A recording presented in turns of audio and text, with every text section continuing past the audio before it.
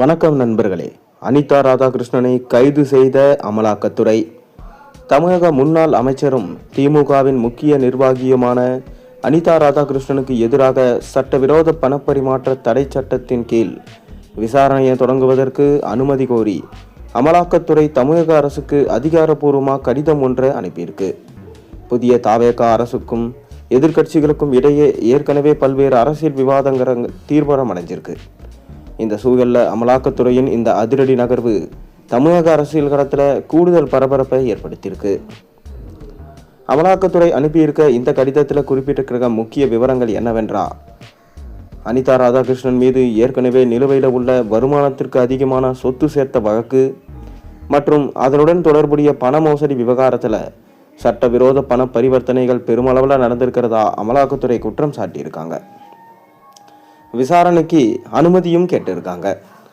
இந்த சட்டவிரோத பண பரிமாற்ற தடை சட்டத்தின் கீழ் அவரிடம் முழுமையான மற்றும் விரிவான விசாரணையை மேற்கொள்ள தங்களுக்கு அனுமதி வழங்க வேண்டும் என்று தமிழக அரசிடம் மத்திய முகமை அனுமதி கேட்டிருக்காங்க.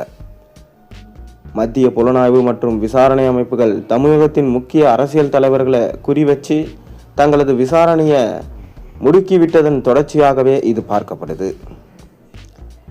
இதுக்கு முன்னாடி பார்த்தீங்கன்னா, இதே போன்றது ஒரு சட்டவிரோத பணப்பரிமாற்ற வழக்கில் முன்னாள் அமைச்சர் செந்தில் பாலாஜியை விசாரிப்பதற்கும் அவரிடம் அடுத்த கட்ட நடவடிக்கைகளை மேற்கொள்வதற்கும் அனுமதி கோரி அமலாக்கத்துறை தமிழக அரசுக்கு கடிதம் எழுதியிருந்தாங்க.